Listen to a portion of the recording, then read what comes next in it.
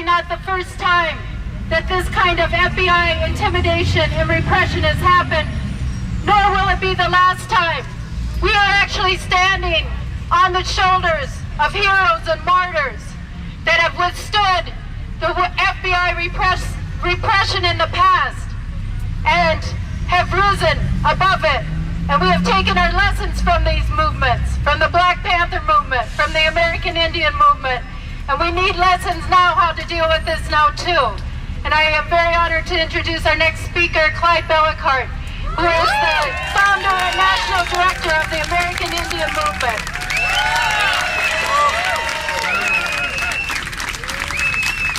Hello, bonjour. Anigana Waridan, Indigenous Cosmos, Shishak Dodane, Anishinaabe, Agitchida, Three Fire Society, Gathering of the Sacred Pipes, Sundance, Wounded Knee, 1973. My spirit name is Thunder Before the Storm, and I certainly like that a lot better than Clyde. I'm of the Anishinaabe Nation, and one of my brothers is here with me today. I'd like to ask him to come up front here and say a few words after what I have to say. Have you ever been surrounded by the police force? Yes. Have you ever had your house kicked in, your doors kicked in and arrested? Have you ever been told to get on the ground and they handcuffed you and mace you? Yes. Has that happened to you? Let's hear it. Has it happened to you? Yes. Now you know what it's like to be an Indian. Because you are the new Indians. You are the new Indians of today. You're the ones they're coming after now. We stood in a peace not many years ago. In 1973, for 71 days. We went there in a peaceful manner because we felt that absolutely nothing was being done by this government to live up to its treaty obligations to Indian people. We knew that if we didn't stand up, that all of our resources would be taken. All of our land would be taken. And they would continue to massacre Indian people. 121 million Indian people have been erased from the face of the earth. That's Columbus landed here. That's the conquistadors landed here. Whole tribes that have been totally annihilated. And the American Indian movement stood up and formed right here in North Minneapolis in 1968 because we felt that absolutely nothing was being done to upgrade the conditions that Indian people are forced to live under here in their own country. And we knew that 75% of all the resources left in America in 1968 was still on Indian land. And we said we would never give up another inch. We would never give up another ounce. And just 3 years after we formed, we were on the top 10 hit list of J. Edgar Hoover, the FBI. And you know about him, I don't have to tell you about him. He'd go home at night and get on a big high chair with his nylons on. And a big bulldog in a corner. And he's setting plans and ways on how he's going to get rid of the Kennedy brothers, Martin Luther King, the Black Panthers, Weather Underground, and oh yes, the National Organization of Women were on that hit list too. Don't you ever forget that. And for the first time in history, without congressional approval, presidential approval, J. Edgar Hoover tested his new plan to eliminate all forms of public dissent. All forms of public dissent like going on right here today. And he tested it. He tested it at Wounded Knee. Even before we went to Wounded Knee that night, the armored personnel carriers were already there. We found that out during the trial. Barns around farmers, all this redneck society that surrounds John Birch Society. They already had armored tanks in their barns just waiting for us to make a move.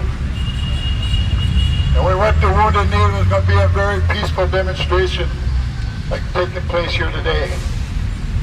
But by morning, I was awakened in a church basement, told to come outside and take a look, and I looked around with my binoculars and I found 24 armored personnel carriers surrounding us. Takes some years to go into Iraq. Takes some years to go into Grenada. Takes some years to go anywhere. They got to have public support. They got to have congressional support. They have to have presidential support. But it only took the FBI one night to surround us. There's never been a surrounding like that ever took place anywhere in America. And it was only there with old deer rifles and handguns that we decided to defend the women and children, because 80% of them in that encampment were women and children that refused to go. And as I was standing out there looking at the armored personnel carriers, 2 jets flew over. 2 jets flew so low the church almost fell over. The teepees, and that afternoon they dropped leaflets on us. This is part of history you're never told in the media. They dropped leaflets on us telling the women and children, the farmers, and the 7 churches that were in there, were only 54 families occupying that land, would not leave any either. Before it was open, over 17 law enforcement agencies, plus the goon squad. You probably heard about the goon squad. The FBI furnished them with high-powered rifles and guns to Native people, as they always done, and turned against Indian people. I know you have a lot of speakers here today, but we finally made a mistake again. We made another treaty. Said that we would put down our arms and we'd walk out of there and nobody would be arrested. I was the first to be. A 14-count indictment, facing over 300 years in prison plus 2 life sentences. Plus 2 life sentences. They arrested over 300 people, mostly women. The longest criminal trial to take place anywhere in history against Indian people. By the criminals. The criminals who surround us right here today, that surround us at Wounded Knee. And when the tide started to turn our way, when even the jury would come in the morning and smile at us, knowing that we were going to win that case, it finally went to jury 9.5 months. We proved governmental misconduct, illegal use of military forces, illegal search and seizure. It started to appear in the papers, believe it or not. And finally it went to the jury. And the rest is history. A young lady, 46 years old, had a heart attack as a juror. And one of the most racist judges that was trying the case from South Dakota, even he had enough. He called us back into the courtroom. He wanted to bring the alternative jurors that were already excused back to fill that spot. And the federal government, the FBI, the Justice Department, knowing that they're going to lose that case,